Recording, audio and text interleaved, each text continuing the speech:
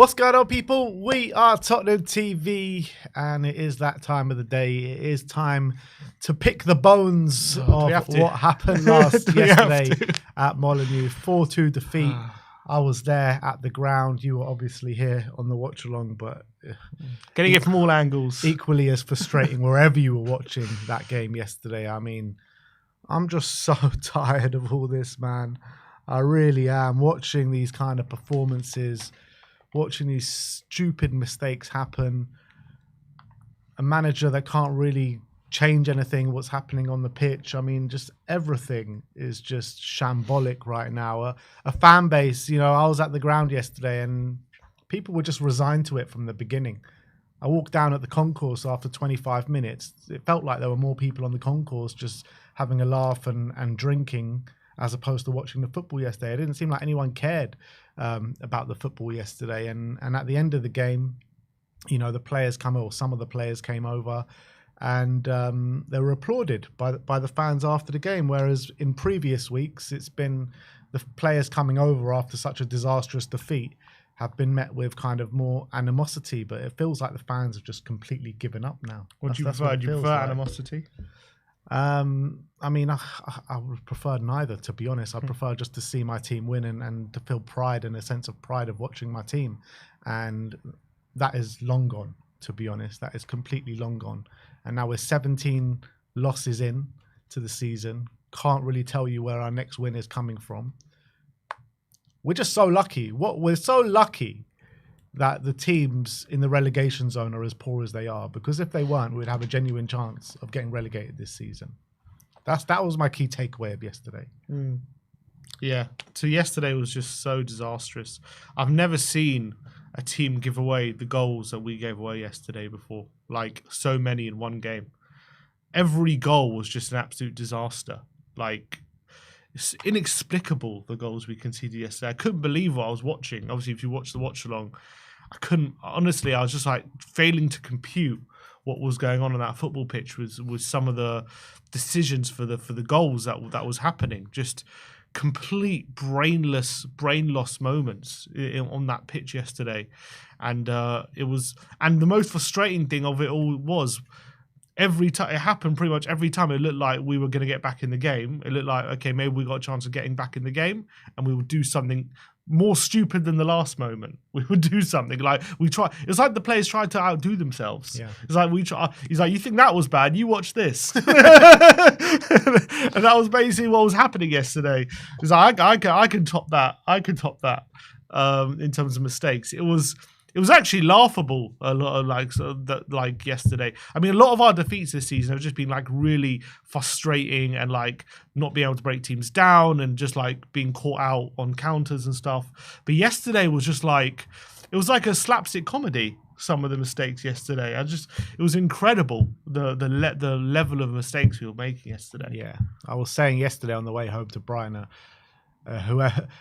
The people who run the circus, Zippo Circus, would have been proud of that performance yesterday, because that's exactly what it was. I mean, like Laurel and Hardy. It really was. Like, literally, I don't know what happened to Vicario yesterday, but he just put in an absolute stinker. Yeah. From minute one, pretty much. Obviously, the goal, he kind of hits it out, and then like he just stands there with the whole rest of the goal just completely open. I don't know why he's not like step footing and making himself into the middle of the goal or something. Like, what's he doing? I completely agree. Before I'll get into that. Before we get into the game, though, just on the lineup, did you have any problems when you saw the lineup, or were you like okay? I mean, look, I said I want to prioritize the game on Thursday. This game in itself didn't really mean too much, but I didn't have a problem with it. I thought it was a bit silly to play Maddison after he's played so much over the past.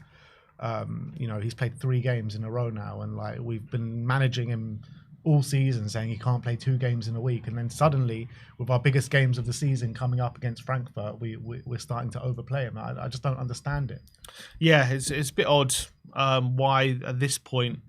Maybe he feels like he's in a good rhythm or something, but I thought in the first half he played fairly well, but then he definitely dried up in the second. But yeah, I think apart from the Maddison one, I guess who else do you leave him out for? Whether it be Bergvall, who's also going to start on Thursday. We had Decky there, but is he ready to start? Unless you want to play Bentancur. with him, with Basuma, but then you'll get criticisms of not having any creativity. So I don't know who you leave him out for, to be honest. Yeah, well, I'm looking at the bench.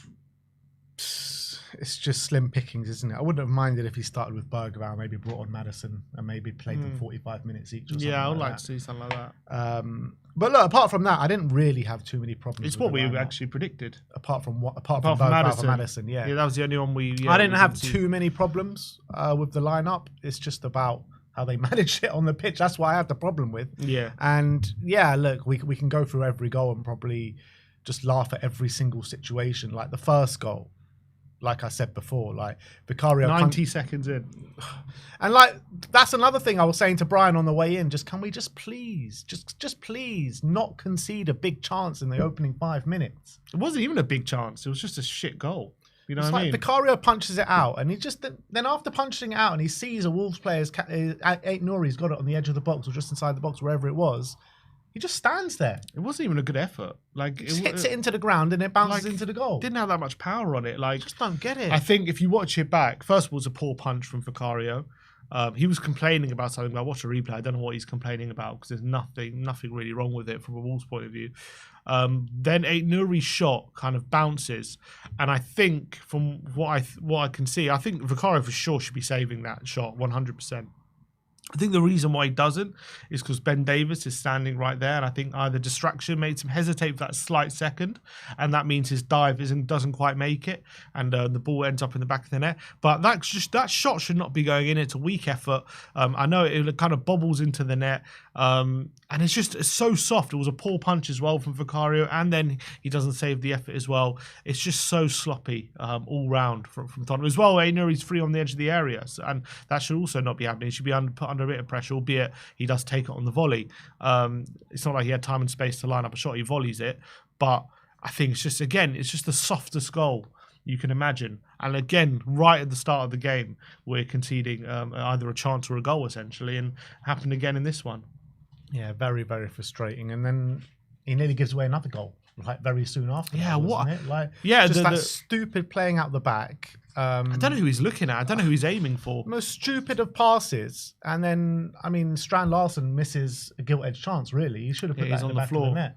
Yeah, he's on the floor, and he tries to hit it on the floor, and luckily for us, he hits it wide. But again, Vicario, I don't know. I understand you're trying to play it short and stuff, but you have to aim it for someone. You have to try and pass it to a Tottenham player. I don't know who he's trying to pass it to. I've seen it a few times, and I can't work out where he's trying to pass it, what player he's aiming at, because there's not really a player near that pass where he gives it to. Like, who's he aiming for there? I don't know who. It's bizarre. Like, if there's no one there, then you boot it. Like, you don't just I understand. You know, he's been told you have to play it short, but I don't think he's been told play it short to know if no one's there. Yeah. Like, you have to play it to someone. No, you don't just. I don't know who he's aiming at. I was just got it completely wrong. Romero is in the box there, and he does have the opportunity. A player of his level, you expect him to do better defensively, but it's just awful from Vicario. And all day long, he was just flapping at things. He didn't look comfortable throughout the whole 90 minutes, and. Yeah, I mean, and he smashes it into Spence for that second goal as well. But what's so frustrating is after that moment, because that moment was Larsen 5 minutes in, it could have been 2. We got away with it, and then we did get a bit of a foothold in the game. Basuma started to dominate in that middle. I thought he was actually having quite a good first half, despite the fact he got booked really early on. He was looking. Well, with Basuma, I thought he was shocking for the first 5-10 minutes. But then after that kind of initial Wolves pressure, I agree. He did grow in the game and had that shot. He had that shot. Yeah, he did start playing well. Don't get me wrong, but we still need a bit more. And maybe it was more players around him. But I was actually praising Basuma in that moment in the game. But then we go 2-0 down. I'm saying, we got a fold in the game. Basuma started to dominate a bit. Like, I think Brennan had a chance. Solanke had a chance. Kind of half chances, but they're still creating a few openings. I thought. Tell was looking a bit brighter. I thought Madison was actually. I think Madison and Basuma, I thought in that period were really playing quite well, and then kind of against the run of play, out of nothing really. Aït-Nouri comes flying down the left. His cross just gets looped up in the air, and what I don't understand is it gets looped up in the air. And everyone's just watching it. Romero. He's just watching it. He's just watching it, and it's like. like, you have to, you're the centre back, you have to deal with that, He's just like watching it and like, I ain't going near that. But you look how lazy Romero is in that moment. Romero is the one that's supposed to be closest to where the ball's landing. And he's just looking around him. Just switching off. Just being like, oh, you know what? The ball's just going to land there, whatever. All right, cool. All right, we'll just let them have a chance. That's literally what Romero is doing. But the thing is, it loops up in the air and it lands to, I think, Munetsi. And we actually kind of get away with it at that point because he doesn't really make contact with it. And you think, okay, we got away with it. It's just going to go through to Vicario. And Vicario just panics for no reason. He actually doesn't have. He could let that go out for a goal kick. He could catch it. He could do whatever he wants. Just go into his arms and he could just simply just hold the ball. He just completely panicked in that moment. He's like, for some reason, he's like, I need to push this away for no reason. That's actually, there's not even any Wolves player near him, really. Like, if he doesn't touch it, nothing bad's going to happen. And he panics, he pushes it right into Spence. It just bounces off Spence. Spence tries his best to recover it, and it just goes into the back of the net. You know why he's doing that? It's obviously a wrong decision to do that, but he panicked because I think he's already jumping when it looks like Strand Larsen could potentially get there. I think that's why he panics. Yeah, I get it, but he completely panicked. Yeah. In that situation. It's just like, it's just crazy how like, this, I know that it looked like maybe Larson would get onto it, but he wasn't going to get onto it, and they had so many more options. He pretty much had the only thing that could have caused their own goal, and that's the thing he did. Just smashes the ball into Jed Spence. Jed Spence can't do nothing, and the ball goes into the back of the net. It was just so frustrating. And you know what? Like, Vicario's mum and dad was sitting 2 rows in front of me. Oh, they must have been. Oh god, they were sitting 2 rows in front of me, and at that moment, Vicario's mum just sat down and, with everyone standing up around her, and looked like she wanted like just the ground to swallow her up or something. Just feel bad seeing her son, just putting a bit of a stinker. And also, it wasn't just that; it was the whole game, wasn't it? The fans were getting on the back. Not Spurs fans, the Wolves fans were taking the piss. They were doing the oi whenever he got the ball. Like, they were really doing ironic cheers whenever he caught a ball and everything like that. So it must have been really hard for them, like watching basically their son getting taken the piss out of by the fans pretty much the whole exactly game. What happened, yeah. Yeah, so I feel it was hard to watch it, to be fair. Like, because literally it was just same seat as me, 2 rows in front. Yeah, which is not nice to see, and especially considering as well, like, since he's come back from injury, he's been pretty decent by and large, apart from a few moments, and it was uncharacteristic how bad he was. I mean, he's had some moments in his Spurs career like that, but not so many in one game, I think. Probably. Yeah, I feel like when he first came back from injury, he was brilliant. But I feel like these kind of, not as bad as that, but kind of these traits are kind of slipping into his game last couple of weeks. Well, against Chelsea, he had some nervy moments, it's fair to say. And in this game as well. So I think in those 2 games, I agree. Yeah. So it wasn't great. But it was just so annoying to go 2-0 down out of nothing like that when it was against run of play. Not like we were playing brilliantly. I'm just saying we were probably the ones looking, again, more likely to score the equaliser than Wolves getting a second. But we just have this tendency, whenever we look like we're in the game, we just give them a goal, like out of nothing. And it just happened again. It's happened time after time after time this season.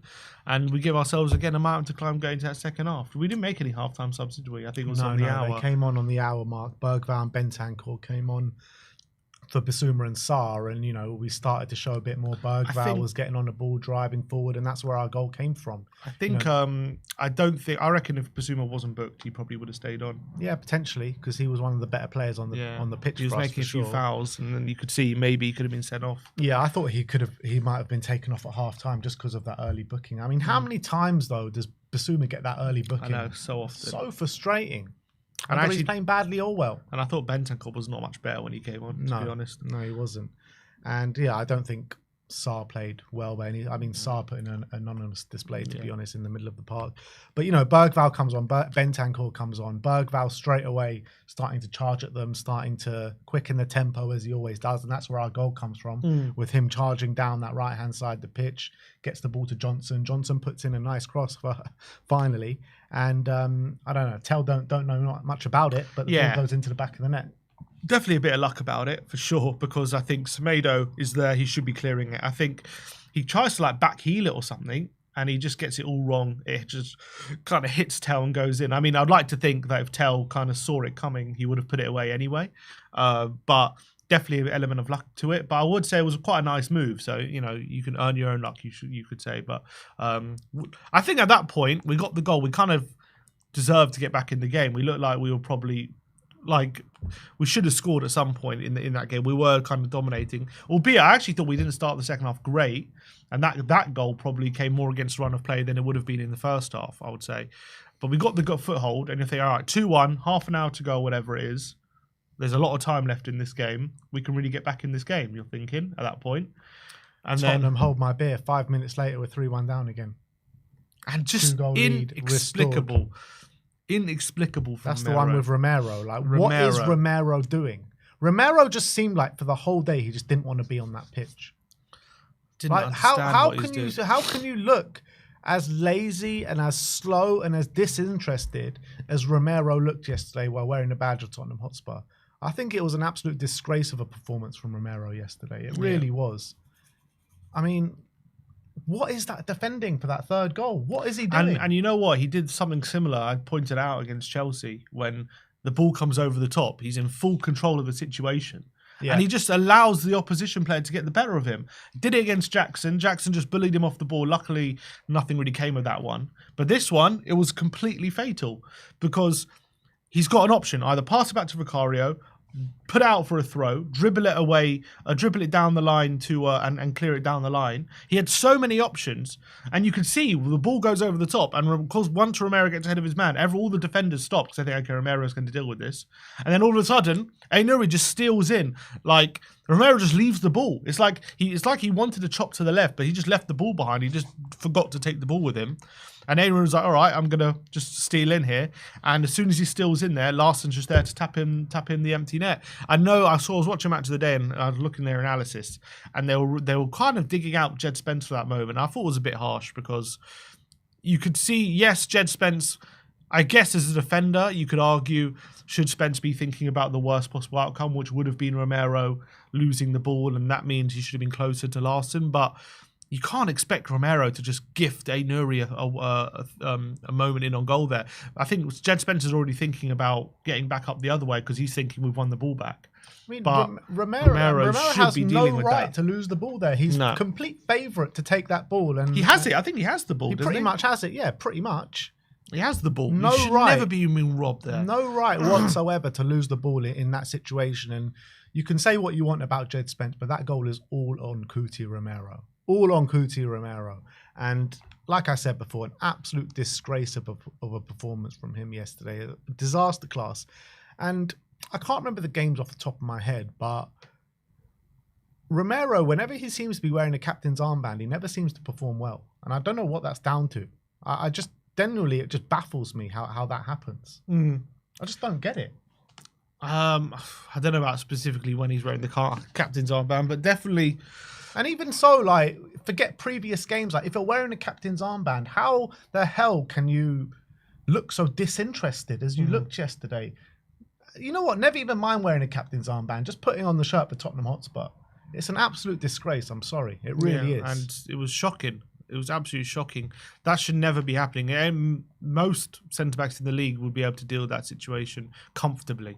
And the fact he not only allowed that to turn into a chance, he just basically allowed it to turn into a goal and just gave him a goal. Especially when we've just got back in the game a couple of minutes later, we need to we look like we can maybe build some momentum in this game. And that third goal really kind of knocked the stuffing out of us, I felt. You could see once that third goal went in, everyone was like, for God's sake, like it's happened again, essentially. And you could see it really changed the kind of mood of the team. I think for those few minutes after we scored, we were, we had them camped in a bit. It looked like we were really, really putting them under a bit of pressure.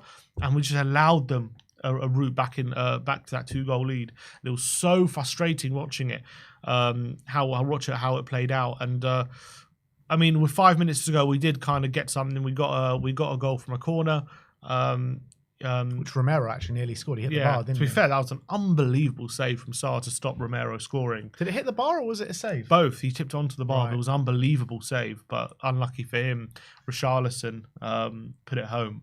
and made it 3-2. You think, all right, 5 minutes plus stoppage time. Is there anything? Maybe there's a chance we can get back in this game again. Maybe we can snatch a 3-3 draw. Who knows? Maybe we can again build something. But again, it's like we refuse to let ourselves back in the game. It's like we're just our own worst enemy. This one was the worst. This one was enemy. the worst of the lot because it was a minute after. It was literally the next minute after scoring. I don't know what Bergval's doing in that situation. Yeah, I know. He's got all these players around him. He's got Romero, he's got Davis, he's got, even ahead of him, he's got Bentancur. And he decides to try and dribble for no reason. There's no reason to try and dribble past Cunha there. There's literally no reason to do it. He's so easily just pass it around him. What does he even achieve by dribbling past him there? Where does he go? What does he achieve by doing it? It's not like he opens a space. He opens up just as much space by passing it. So there's no reason for him. It's just a real brainless decision for him. And maybe you put it down to his inexperience or whatever. But there's no reason for him to try and dribble past when Cunha has basically got he's won around 4 Tottenham players. So what is he even thinking trying to dribble past him in that situation? The ball gets nicked off him, and I think Davis as well. I know he's got to wipe him out or something. Maybe he gets sent off, he wipes him out, but he's got to be. He looks favoured for that ball. I don't know how he loses out to Cunha. He dives in, and Cunha nips in, and 1-on-1, it's 4-2. And again, we shoot ourselves in the foot. It's amazing how many bullets we have to keep shooting ourselves in the foot. But we have plenty of bullets, apparently, plenty of ammunition. We can reload as many times as we want because we don't stop shooting ourselves in the foot, especially in this game. It's just unbelievable the mistakes we were making. And once we went 4-2, that was it. They weren't serious yesterday, this club, man. They were not serious. And being there in the away end, it was just like, I just couldn't believe what I was seeing. It's just like, whenever you think that they can't surprise you, this team, they surprise you with how bad they can actually be. And all 4 of those goals that we conceded were absolute shambles. Just disasters. Like, Wolves didn't really have to do anything for any of those goals. No. Literally. No. I'm thinking about the goals. Like, what did they have to do for any of those goals? Nothing. Yeah, no, and we were lucky that they probably didn't score more from our mistakes as well. Like, particularly that one at the beginning with the Vicario cock-up. So, I don't know what to say anymore, but like Romero, he went down the tunnel apparently. Yeah, he did. I was watching him. Literally, I was watching him. I was like, I was watching him so close. Like, which one of you lot are going to be able to face the away fans after that? Romero, I was looking at him straight away, and he goes up to João Gomez or Andre, I can't remember which one it was, starts arguing with him, a bit of Brazilian and Argentinian rivalry, and then he just walks straight down the tunnel. Ange Postecoglou walks straight down the tunnel. The rest of them credit him. Vicario comes over, Brennan Johnson comes over, Maddison comes over, Archie comes over. The majority of them came over apart from Ange and Cuti Romero pretty much. And Vicario comes over and gives his apologies to the away end. I mean, how many times have I seen that this season? So many apologies have been given this season. I'm just so fed up of seeing it. I'm just so fed up of seeing it. And the away fans actually applaud the players that came over, probably just because they had the balls to actually come over after that. Or maybe all the toxic ones are maybe left by then. Yeah, maybe. I don't know. But yeah, it was just another absolute shambles of a day. Really was. I mean, look, we went into this game predicting a defeat, so it's not like a massive surprise that we lost. But I think it's just a manner of how the goals we. I mean, I couldn't envisage how bad go down fighting, and we just didn't do that. Every time we got back into the game, we're just like, here you go. We don't want to win this game anyway. We'll just give you another goal and let's be done with it. The attitude from Romero was just disgusting in that game yesterday, and I can't get away from it. Like, how I just don't understand it. You're talking about a World Cup winner, double Copa America winner. We talk about him as he's got elite mentality. That's not elite mentality. What we saw on a pitch yesterday. You know what I mean? And I wouldn't mind, I would mind. I'd always mind when I see something like that. But we all talk about Romero being like a saving grace for us and one of our best players, and he is in terms of ability. But when you look at his season over the course of the whole season, he's not had a great season by any stretch of the imagination. He's had great moments in the season. Agreed. But in terms of his season, he's given away a lot of goals. He's shown those moments quite a few times. And yesterday topped the lot. Absolute shambolic display from Cuti yesterday and shambolic attitude. I think I was disgusted watching that. Yeah, completely agree. And it seems as though he's completely checked out of this club, to be honest. And to be honest, I wouldn't be surprised on Thursday he has a good game. I tell you why, because I feel like at the moment, obviously with the Europa League, that's what he's fighting for. That's the only thing we can win this season. And it seems as though for that game, maybe they can get themselves up for it because there's something on the line. But it seems as though they've got absolutely no interest in these Premier League games at the moment. They know the season's done. They know there's nowhere really to go in the Premier League this season. They do a lot of lip service, the players, about, we want to improve our Premier League form, blah, blah, blah. But it just seems as though that's all BS, to be honest. Because when we see them in the Premier League, it seems as though they've completely given up. They completely couldn't care less about these Premier League games, to be honest, and it seems like they're more than happy to let us slide towards whatever position, and because they know that winning these games is not going to make a difference to their career or whatever. I mean, yes, it might bump us up a couple places in the table, but for them, it's not going to help. They're being selfish in this moment, essentially, because it's not going to really help them too much. Apart from they'll be known as being part of a team that finished wherever Tottenham's lowest position, potentially in the Premier League era. So apart from that, which I don't think they really care about, that's more of a collective thing rather than an individual thing. I wouldn't be surprised on Thursday when they know a trophy's on the line. They could get, they know that if they win all these games, they get a winner's medal at the end of it. Yeah. That's about their career. That's about, Yeah, but so Romero can be like, look at me, I've won the World Cup, I've won 2 Coppers, and now I've won the Europa League. Correct, that's what I'm saying. Yeah. So I wouldn't be surprised if he's on it on Thursday, but in these Premier League games, it's disgraceful what we're witnessing at the moment. Yeah, completely agree. And now that takes it to 17 losses this season. It's very likely that this could be our worst ever Premier League campaign. That's what we're going to right now, and that's what we're living through, which is madness to think about 6 years after moving into this stadium, after Champions League final, everything that we went through with Pochettino, having Conte through the door, Mourinho through the door, all these toxic areas where we're thinking, can it ever get worse than the Nuno era? And we're literally going to be going through our worst ever. It's very likely. I mean, I can't really see where, if those players are showing that kind of attitude in these games, then where the hell are we ever going to get points from this season? Where are the points going to come from? Because we ain't beating Forest at home. We ain't beating Liverpool away. West Ham away, they always turn up and play like prime Barcelona in their cup final. Palace at home. Palace are playing brilliantly this season. Villa away and Brighton at home. I mean, I can't see. Maybe we'll nick a few draws here and there in some of these games. We don't draw games. Well, we drew against Bournemouth a couple of weeks ago. Very rarely. We don't really draw. We either win or we lose. Yeah, I mean, how many draws have we had this season? 3, I think. Is it only 3? I think so. But even so, I can still see us maybe potentially nicking a few, 1 or 2 draws regardless. Like, I can't see where our next win is coming from in the Premier League. I just can't see it. Yeah, we've got some very tough games, I agree. And also the way we're clearly going, the way we're playing in these Premier League games, it's hard to see any points, to be honest, right now, when after what we've just been served up. And especially as well, depending on Thursday, if we stay in Europa League, if we're heavily rotating in all these Premier League games as well going forward, I can't really see too many other wins coming, to be honest. It's going to be very, very tough to see more wins coming from. And if it's true and that's what happens between now and the end of the season, we will finish 17th. That's the reality. And like I said before, we're so lucky that Ipswich, Leicester and Southampton are just so poor this season. We're just so lucky because we ain't going to... I don't think we're hitting 40 points. And that's usually like the barometer of saying, if you hit 40 points, you're safe. I don't think we're hitting 40 points this season. Well, we won 37. Yeah. There's a good chance we won't. I know, and it's an absolute joke. And I just don't understand how this manager is still in the job. I just don't get it. Like, 17 losses in the Premier League this season, and this manager's still in the job. Like, what? I think this is probably the most protected manager that's ever been at Spurs. By their very definition, he is. Because no one's ever... you could have said that in probably February or January, and it would have been true. Yeah, and now he's just more and more and more and more. It's just madness how he's still in the job. It really is. Like, I just don't get it. I'm just baffled.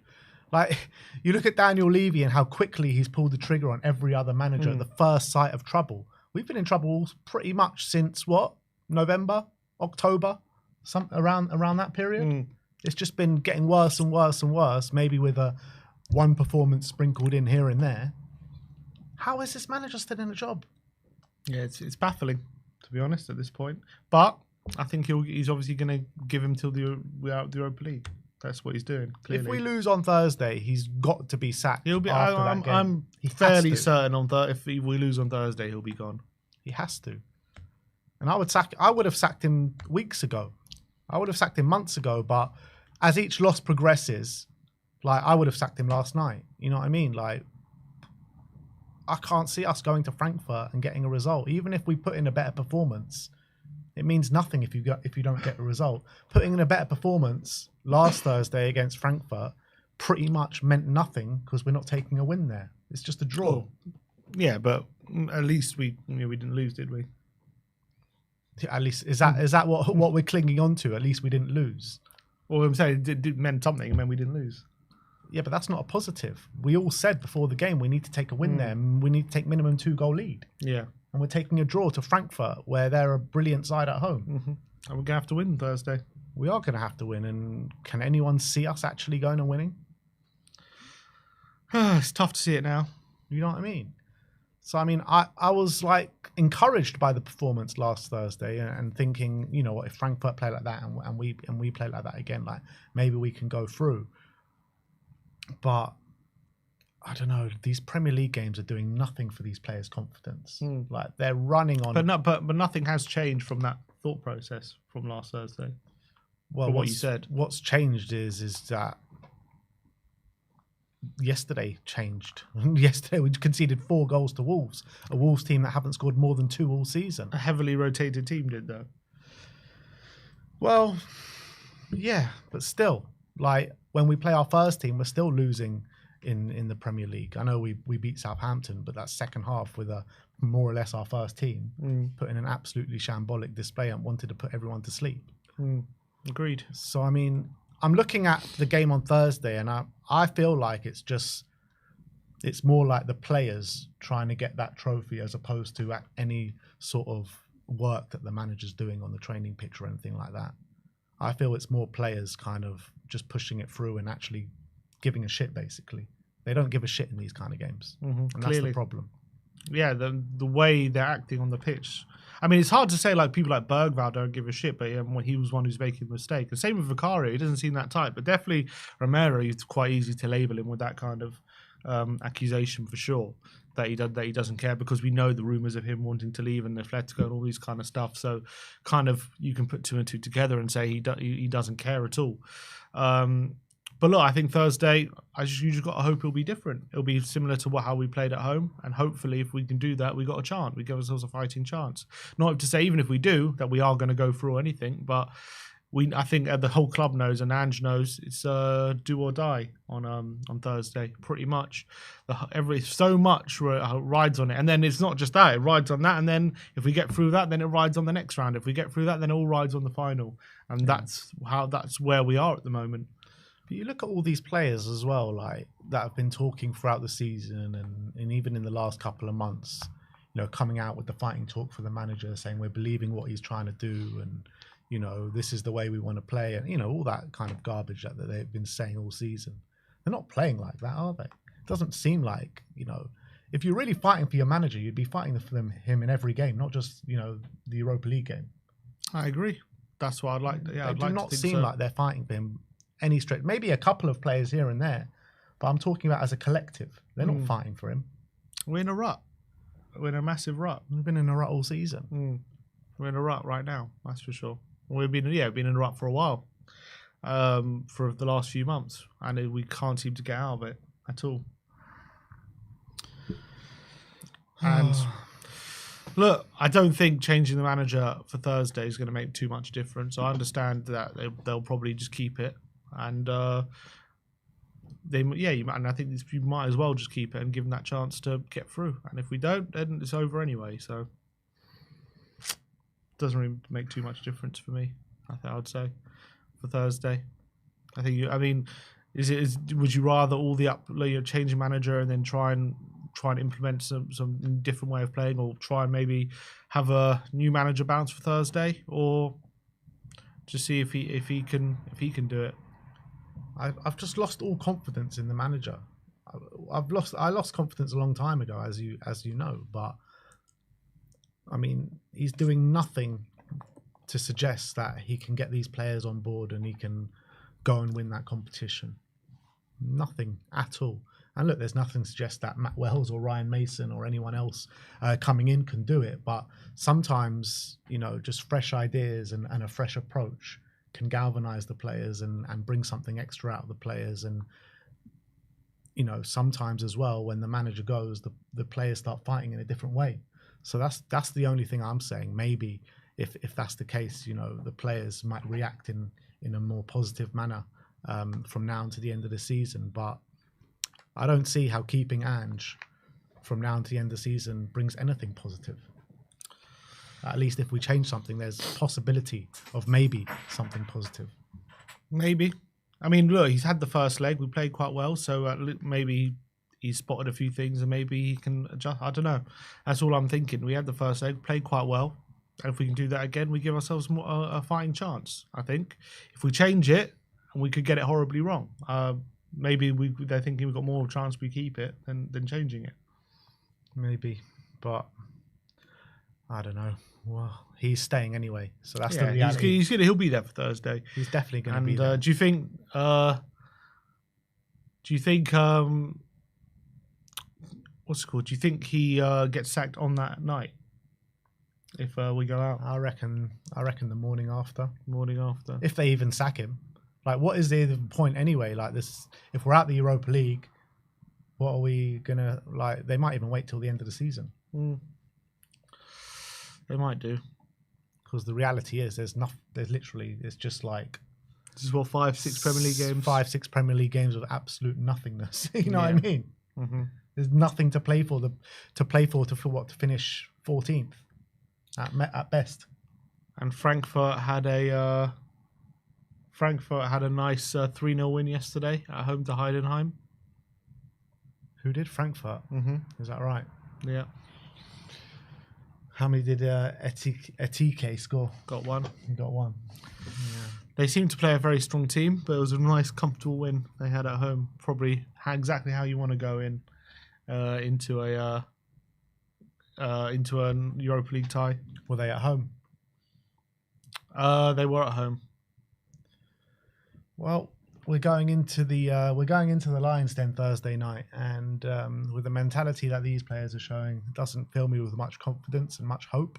But when Thursday comes around, all changes. I'll be very excited, and I'll be bang on it, hoping and praying just for Spurs to win. But we'll see what happens, won't we? That's the thing with football. When that game starts, anything can happen. You just never know. Maybe we'll turn it on for a game. It can happen. And I'm praying for it. I'm praying for it. Nothing will delight me more than for Ange Postecoglou and the team to absolutely go and batter Frankfurt, go to the final and win it. Nothing would absolutely delight me more. But it's just a shame that I can't see it, and I've got no belief that it could happen. Well, if we can play like we did last Thursday, we got a chance. That's what I'm saying. Yeah. Well, we'll see what happens. But anyway, we